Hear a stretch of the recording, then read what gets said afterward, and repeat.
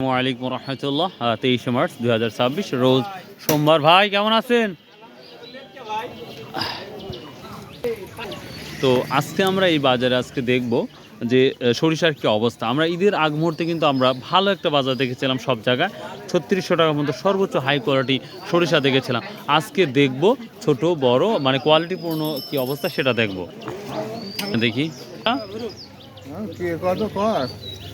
আমি নেব না বেটা, 3500 বলতেছে না, ও 3600 বাজার যাচ্ছে না।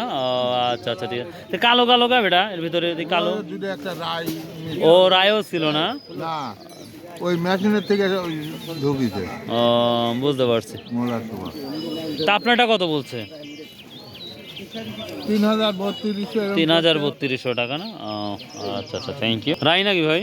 রাই কালো রাই, কালো রাই 200 টাকা হয় না তো, এই জন্যই 3200 টাকা মতো বললো না। হ্যাঁ, আমার রসুনও আসছে, 2-5 মন মনে আসছে, সকালে দেখলাম। এটা কত? এটা কি মসুর না? মসুর কালাই না? কত করে বলছে? 3300 টাকা। তার মানে সরিষার সাথেই পাল্লা দিয়ে চলতেছে। কত বলছে মামা? 75 টাকা কেজি। তো কত গ্যাস সস জানা আছে? সস আপনার হচ্ছে সরিষা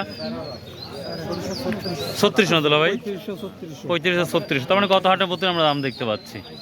আর যে সজের অবস্থা কি জানা আছে? 4140 টাকা। তার মানে ঈদের আগেও যে অবস্থা, পরেও আমরা সেই অবস্থায় দেখতে পাচ্ছি। দোলাভাই রসুন কি কিনছেন? কতদিন পর কেনা শুরু করবেন? 1 সপ্তাহ পর শুরু করবেন। দেখ মাশাআল্লাহ, প্রিয় দর্শক, উনি আমার দোলা ভাই। যারা ব্যবসা করতে চান, ইচ্ছা হলে যোগাযোগ করতে পারেন ইনশাল্লাহ। তুলতেছেন না? আর কামলার দামই হচ্ছে না।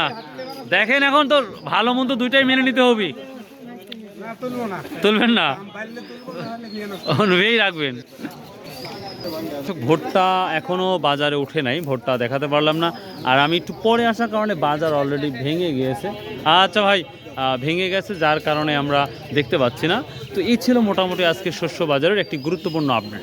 সো আসসালামু আলাইকুম রহমতুল্লাহ।